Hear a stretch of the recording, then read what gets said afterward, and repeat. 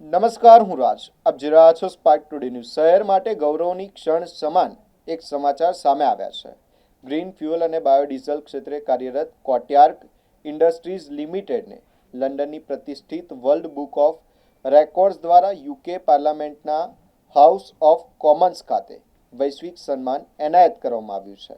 પર્યાવરણ સંરક્ષણ અને ગ્રીન એનર્જીના ક્ષેત્રમાં નોંધપાત્ર યોગદાન બદલ કંપનીને આ વિશિષ્ટ એવોર્ડથી નવાજવામાં આવી છે. કંપનીના મેનેજિંગ ડાયરેક્ટર ગૌરાંગ શાહના જણાવ્યા અનુસાર વર્ષ 2023માં કોટયાર્ક ઇન્ડસ્ટ્રીઝ 57,000થી વધુ કાર્બન ક્રેડિટ પ્રાપ્ત કરનારી વિશ્વની પ્રથમ બાયોડીઝલ કંપની બની હતી. કંપનીની આ સિદ્ધિ આશરે 25 લાખ વૃક્ષો વાવવા જેટલી પર્યાવરણીય અસર સમાન માનવામાં આવે છે. ઉપરાંત કંપની રાજસ્થાનમાં બાયોફ્યુઅલ માટે જરૂરી રો મટીરિયલના ઉત્પાદન હેતુથી મોટા પાયે વૃક્ષારોપણ અભિયાન પણ ચલાવી રહી છે.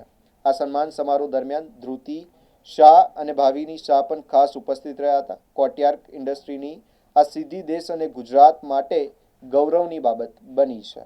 અમો Gaurang Rameshchandra Shah, chairman and managing director Kotyark Industries Limited ને વર્લ્ડ બુક ઓફ રેકોર્ડ્સ દ્વારા House of Commons London UK પાર્લામેન્ટમાં સસ્ટેનેબિલિટી અને ગ્રીન ફ્યુઅલના પ્રચાર પ્રસાર માટે સન્માનિત કરવામાં આવ્યા છે. તે બદલ હું એમનો ખૂબ ખૂબ આભાર માનું છું.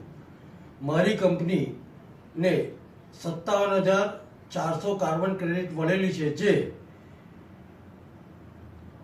25 લાખ વૃક્ષો એટલે એક નાના જંગલ મુજબનું છે. એટલું પર્યાવરણનું અમે ધ્યાન રાખીએ છીએ.